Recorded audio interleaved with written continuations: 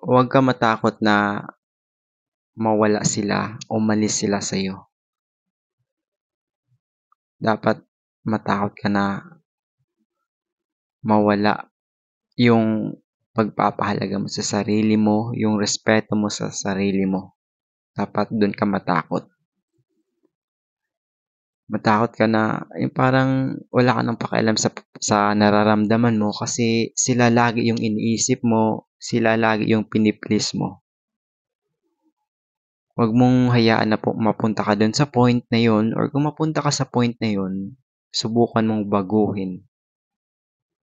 Kasi hindi mabuti na lagi mong ini-ignore at hindi binibigyang halaga yung sarili mo.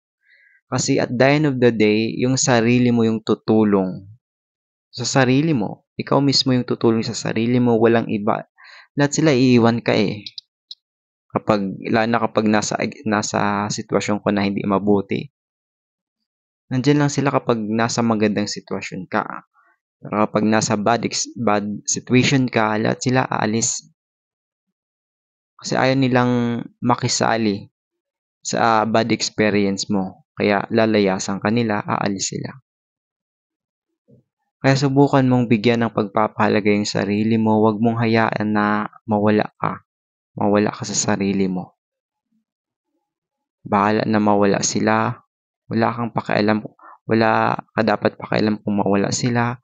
Kung iiwan ka nila. Basta ikaw, dapat nandyan ka lagi sa sarili mo. Ikaw yung kakampi sa sarili mo. Kaya mahalin mo yung sarili mo. Bigyan mo ng pagpapahalaga yung sarili mo.